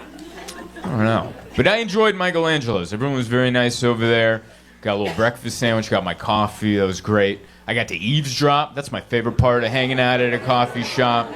And I hate when people are like, don't eavesdrop, that's rude. I don't know how not to. I have ears. If you have a loud conversation, I'm next to you, I can't not listen to you. I didn't bring my headphones, and I'm going to be like, oh. And I was eavesdropping on a job interview. It was, and it wasn't for the coffee shop. This is one of these job interviews where they're like, let's meet at the coffee shop. That won't be weird. And so it was a job interview at a coffee shop, and I'm listening to it, and it was like, is everyone giving their life stories now at job interviews? she's like, well, I was born in Long Beach, California. And I was like, born? What is this job? There's a dead entry? Well, 7 years ago, I was birthed into a boiling pot of water. Why am I doing accents? I don't know what Everyone is from ye old English today. But she just kept going on and on about her life, and then too much. It got sad. She's like, my husband's a long-haul trucker, and he's on the road all the time, and I'm just lonely, so I moved back here, and I thought I'd get a job, and I just wanted to turn around like, just hire her. Make her stop. She's bumming everybody out. This is sad. Give her the job. Maybe that's what job interviews are now. I'm very lucky. I've been able to do this full time for the last 10 years, but I still remember job interviews. Like I used to be bad at all of them. Like, I didn't know, I just want to, you know what I hated about job interviews is when they would do the soft talk in the beginning, like, oh, how's it going? Yeah, Mondays. Oh, it's kind of warm out there, isn't it? Yeah, it's a good shirt for the warmth. I like these shirts. But, that little soft, like, no pressure? I never knew when those ended and the interview started. Like, I remember one time I was at a job interview for Ace Hardware. I was applying for this hardware store, and they were doing that, like, soft talk with me. Like, oh, yeah, blah, blah, blah. So, Honda Civic, huh? Oh, yeah, I had a Honda Civic, too. That's good. Automatic? Yeah, who can learn stick? That's hard. And we're doing the little back and forth, and I thought they asked me to tell me about myself, like my personal life, but they meant, like, tell me about your background and work. So they're like, tell us what's the deal? And I'm like, I don't know, I've just been hanging out. And I thought it was, that's time to change. And they're like, no, like, why would you be good for the hardware store? And I was like, oh. And then I'm like, I've held a drill. Now I'm all messed up, and I don't know. The worst one I ever had was Office Depot. I got a job at Office Depot. And I can't believe they gave me an interview. Like, I honestly can't believe, because I went in and I asked, this is back in the day where you had to do it and you had to fill out a paper. And I went in and I was like, can I get an application? And the manager was like, oh yeah, I'm the manager. Here, let me grab you that. We're hiring right now. I'm like, great, because I want a job. And then I grabbed the paper and I was like, great, I'll bring this back. And I left. And I turned and left. I'm not good with, like, interaction, so once my conversation is done, I want to get the hell out of there. I wish I had a jetpack to just go, and then just, as soon as I'm done with any conversation with someone I don't know, are we done here? And then just bust through the ceiling, and I'm gone, and I'm never seen again. That's my daydream. That's the dream I'd love to have. But as soon as he handed me the thing and he was like, yeah, drop it off when you're ready, I'm like, cool. And I turned and ran out of the first door that was near me, and it was the emergency exit door that had all these signs that said, don't go through this door. So many arrows going, don't do it. It's not an exit. And I just plowed through it like there was a jetpack on me, and then the whole store. The alarm goes off, and then I turn around, and the manager who just gave me the job application has to, like, use his key card to reset the entire system. And he's just looking at me, and I'm like, I'm really good at following directions. And then I left, and I filled out the application. I can't believe they called me for an interview. It's like he didn't remember. But I remember that interview was weird because he was like, his first question, there was no soft talk like the other one. First question, he goes, why Office Depot? And I was like, what? I don't know why that threw me for it. Like, I was not expecting that. And I was just like, I live down the street. And he's like, what? I can't write that down. I'm like, but I want to walk to work. And this is in that distance. That's all I want. I don't want to drive to, and he's like, I can't write that down. And I'm like, all right, I got a beef with Staples. And the only way I can get my full revenge is to be hired here and make this the #1 store in Southern California. And I will not rest until every Staples is underwater. And they're like, hired. And I'm like, cool, bring it in. I got that job. I wasn't good at that. I don't know. Is Office Depot still around? Is that a job that's... Yeah, that was like... They didn't give me any training. They just showed me the sexual harassment video. And then they're like, get out there. And I was like, there should be more, right? I don't know if they still show sexual harassment videos, but they were always funny when I watched them. Like, you could... Because I always watch it from, like, they auditioned for this. Like, the actors in the reenactments, they want to be like Matt Damon or like, you know, like a big star, but you got to work your way up. It's like doing open mics in comedy. You got to work your way up. And they're like, I got an audition. And so they're just practicing. I just pictured them practicing their lines in their apartment. Just like, can I take you out, Meredith?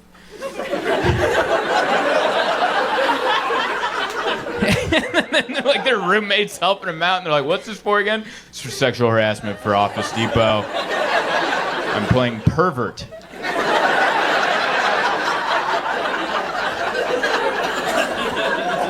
That's why, I don't know, I was like, looking back at everyone's dreams. Everyone's road to their dreams is always pretty funny and full of, really, you know? But it's fun out there. It's been exciting. I like keeping up with stuff. I think we're going to get Greenland. That's pretty exciting. Isn't that? Bring him on in, man. That's fun. It's great. He said he's like, we're going after it because they didn't give me the Nobel Peace Prize. So maybe I won't be so peaceful. And I'm like, man, just give him the prize. Has that ever... I know you're not supposed to play... But just give him the damn prize. Make an intramural... Not intramural, but like a biannual... You know how they do, like... Just make one up, they'll like it. I don't know. That's crazy. That's crazy that not getting the Nobel Peace Prize might be his art school rejection.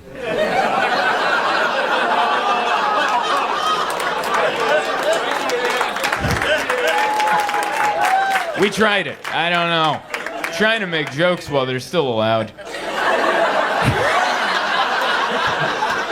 Don't worry, I'll stop. That was fine.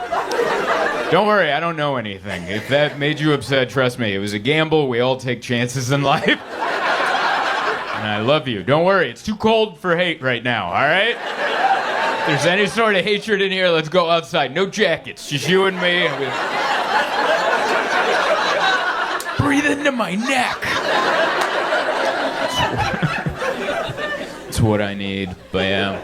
It's very nice to be here. I love coming to Madison, my third time. Coldest time I've ever been is this one. Boy, did I learn. Yesterday was the coldest I've ever experienced. And after 3 days here, I've now noticed there is a difference between -5 and -20.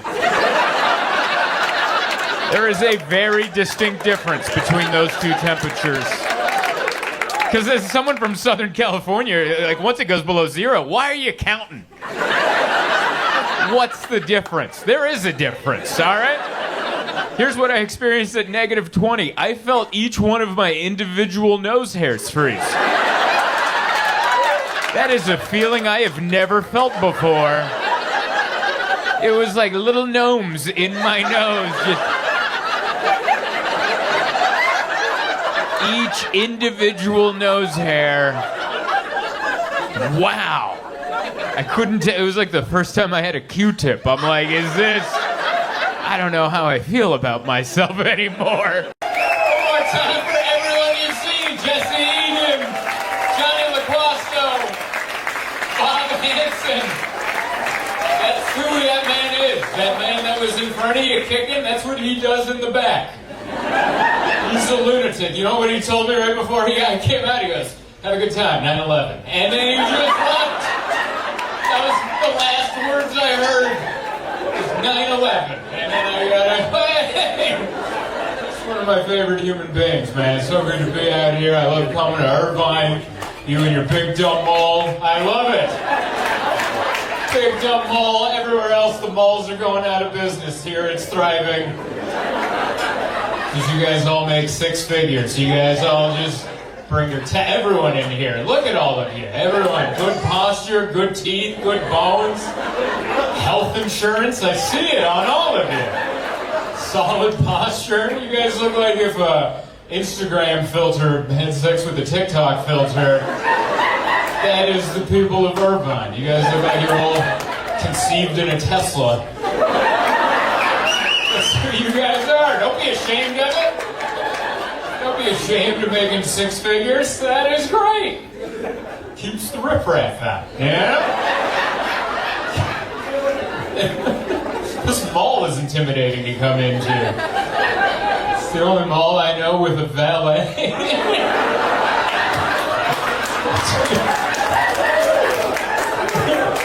By the way, I love the people that aren't laughing right now. They're like, what is the matter with valet? At the shopping mall, what am I supposed to do? Park on the 5th floor of a parking structure and take a picture of the floor and aisle that I parked on? And then save enough battery so I can get back to my vehicle? Or am I gonna get a valet? I'm not picking on you, but it's good to be here, man. It's nice. I love it, man. It's a good vibe up here. We're living life. We're doing it. Doesn't it feel like it's almost over? Doesn't it? It feels like life, the world. I mean, it's close, doesn't it? Global warming, there's a drought, there's still a virus lingering around. Earth feels like a restaurant that's trying to close and humanity's that last table in the corner that just isn't getting the hint. Why is everyone vacuuming? Why are the house lights on? I think it might be over. COVID's still around, but we don't care, which is great, and I'm all for it. I think COVID was like America's stepdad. I think that's what it was. I don't know what your family life was, but I had a couple stepdads growing up. COVID reminded me of the stepdad. He comes in, makes a bunch of rules that weren't there before. He doesn't want to see your face. If he has to, he wants it to be 6 feet away.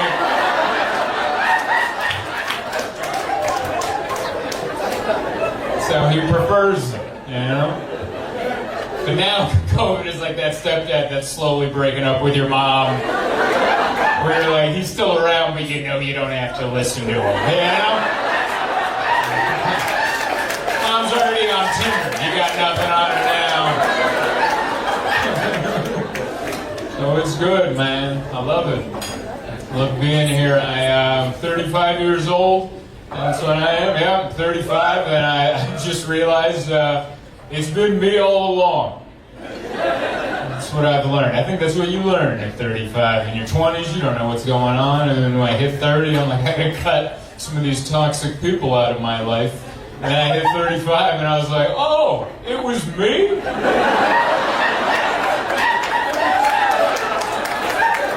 It was me the entire time? Damn it! I thought it was David. I haven't talked to David in 5 years. And I learned it was me. That's a bummer to find out it was you, man. That's what it's like. I go to therapy. That's what I do. I go to therapy. The journey of self-discovery.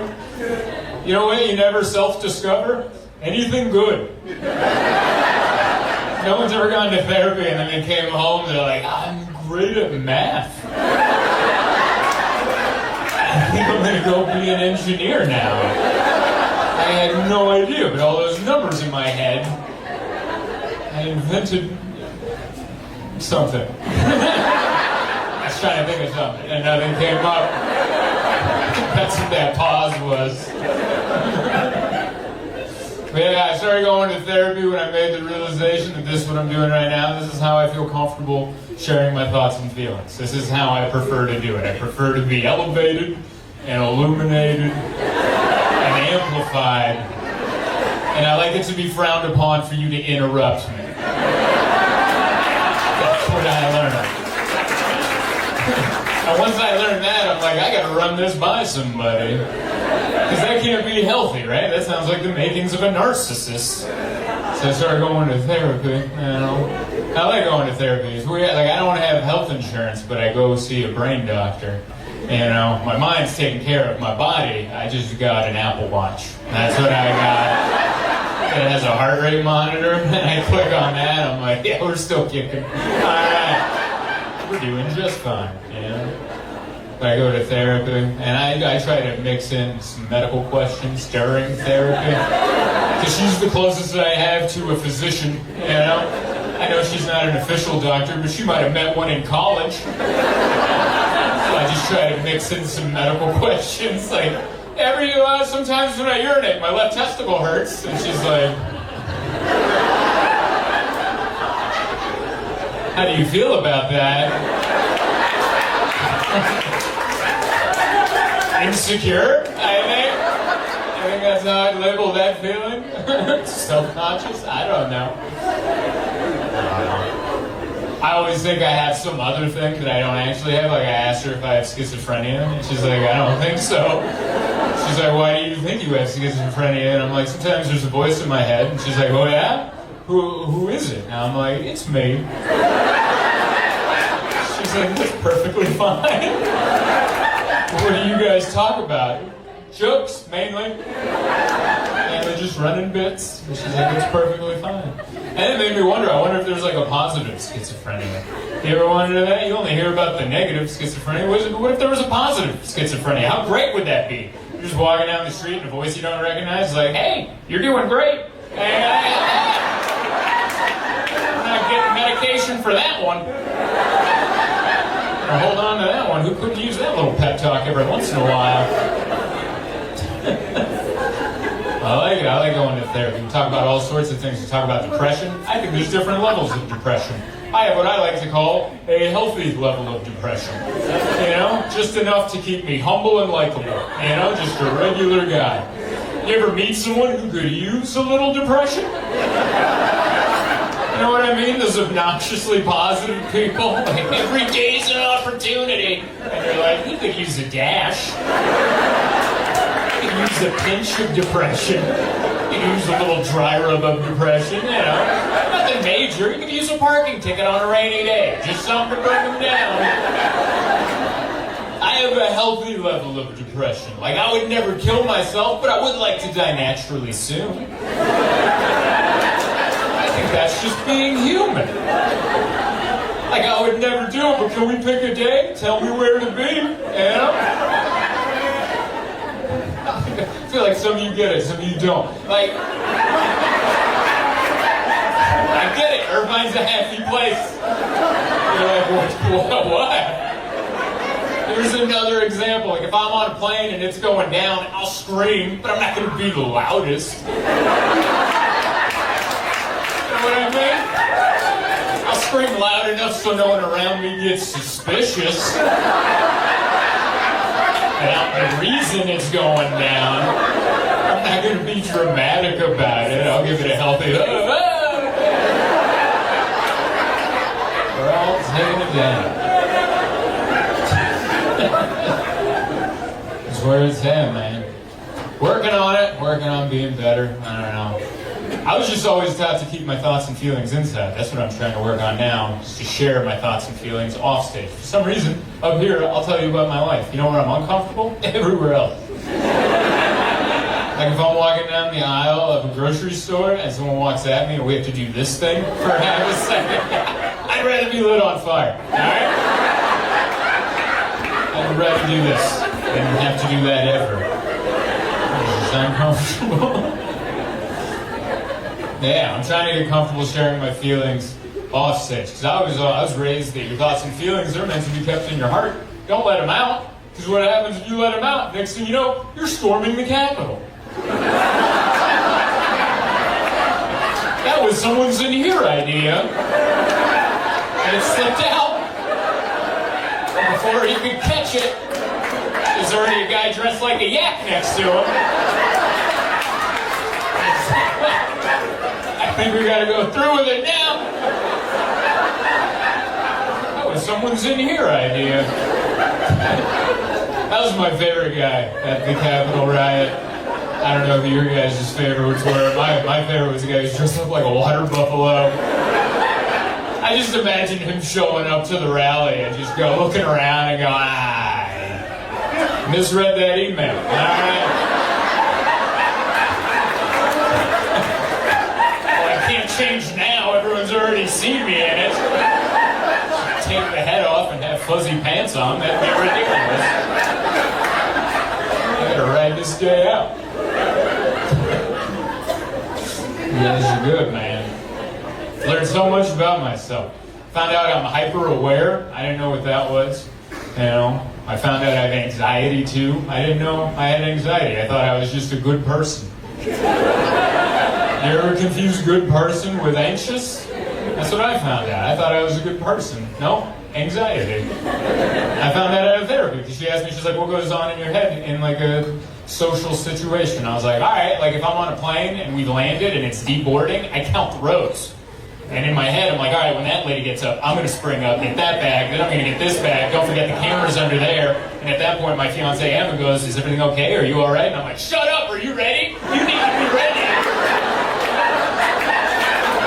And she's like, what's wrong right now? I'm like, it's our turn. Let's go. We got to go.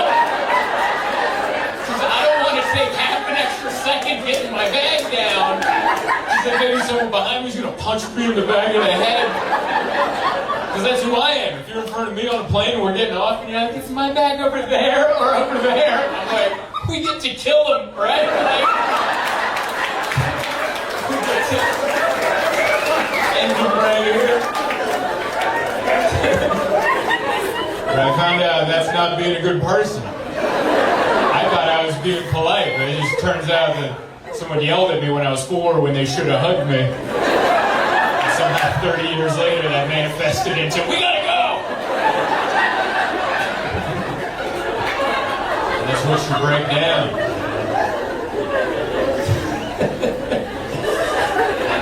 Hyper-aware too, I learned that. Hyper-aware. It means I'm always aware of what's going on. And I'm like, I saw you yawning a couple minutes ago. I didn't want to say anything. I was in the middle of something else, but my brain noticed it. I'm like, all right, you're boring. Step it up, Zoltan.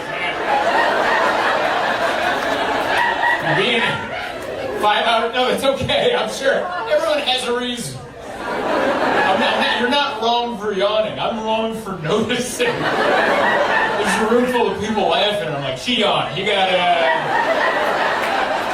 step it up. You're failing your crowd right now. You gotta step it up a notch. It's not your fault. But yeah, I'm hyper-aware. And I'm trying to be more open about it. I'm trying to fill my fiance in on what goes on in my head in a given situation. Like, I remember we were on a walk in our neighborhood, and we were about to cross the street diagonally. And then I looked, and there's a woman walking her dog on the same side, and I did the geometry of our movements. And I'm like, by the time we get across the street, we're just going to be next to her. While she's walking her dog, we're just going to be awkwardly next to her. So in the middle of the street, I called an audible. I'm like, we're going that way. And as we were walking that way, I realized we're headed straight towards the front of a cafe where there's 2 dudes sitting just having lunch. And I'm like, I looked at that, I'm like, we're just going to end up right in front of them. Like, what happens? We're going to be right there. What if they look up? I got to say something. And I'm just going to look at them and go, the weather. And Emma saw my eyes darting around, probably saw numbers flowing out of my ears. And she's like, what's going on right now? And like an idiot, I told her. She goes, oh my God, you're a lunatic. You don't think of these things? And she's like, never.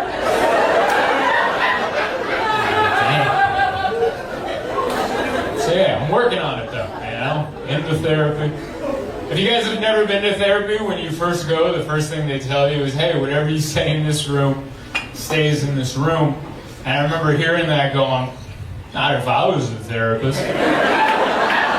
Like, how do you listen to all that juicy gossip and go home to your family and go,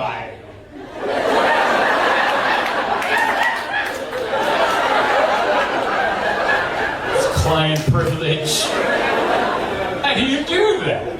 You listen to all that's better than 90 Day Fiancé. Yeah, let a little of that out, yeah. Like, my therapist knows I'm a comedian. I have a bunch of videos online. She's never had a bottle of wine at home with her husband, pulled up one of my videos and like, hey, you want to know the backstory to this joke? Huh? director's cut to this little name. Yeah. I wouldn't even blame her if she did. I think it's the right thing to do. It's called being human.